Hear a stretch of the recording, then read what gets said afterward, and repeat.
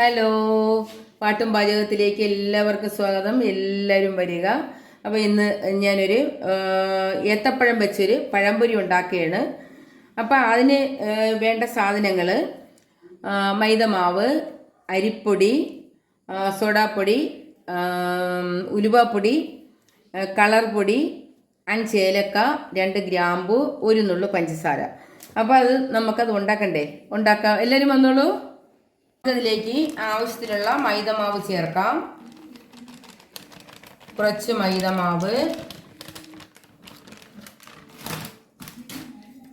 ഒരു 1/2 സ്പൂൺ അരിപ്പൊടിയാണ്,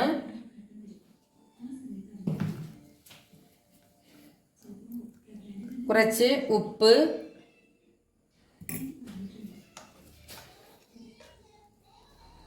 കുറച്ച് ഉലുവാപ്പൊടി,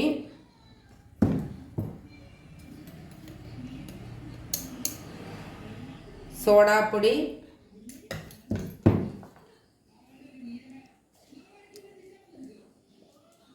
കളർ പൊടി, ഏലക്ക, ഗ്രാമ്പു പൊടിച്ചത്.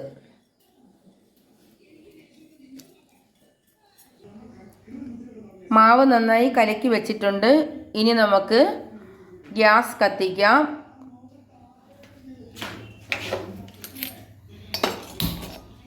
നമ്മുടെ എണ്ണ ചൂടായിട്ടുണ്ട്. അതിലേക്ക് നമുക്ക് പഴം ഇതിലേക്ക് മുക്കി അതിലേക്ക് ഇടുന്നതാണ്.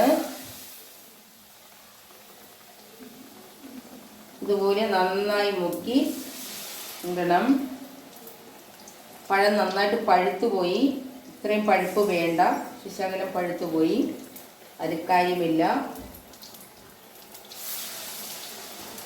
3 പഴമേ അതിനകത്ത് നമുക്ക് ഇടാൻ പറ്റുന്നുള്ളൂ.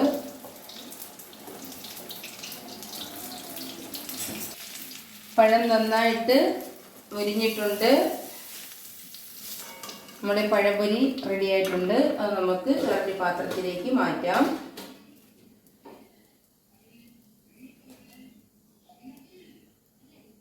നമ്മുടെ കുട്ടികളൊക്കെ സ്കൂൾ വിട്ട് വരുമ്പോഴും വൈകുന്നേരം ചായക്ക് ഒക്കെ നമുക്ക് എടുക്കാവുന്നതാണ്.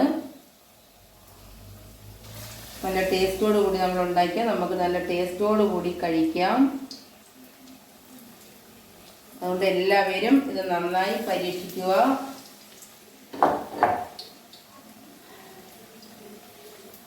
എൻ്റെ വീഡിയോ ആദ്യമായി കാണുന്നവർ ആരുണ്ടെങ്കിലും എല്ലാവരും എനിക്ക് സബ്സ്ക്രൈബ് ചെയ്യുക, ലൈക്ക് ചെയ്യുക, ഷെയർ ചെയ്യുക.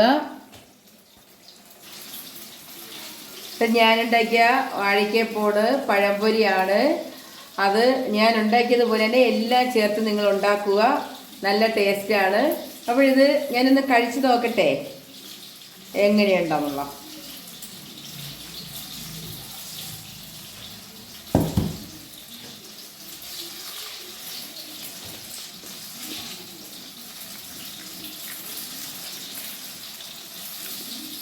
സെറ്റായിട്ടുണ്ട്.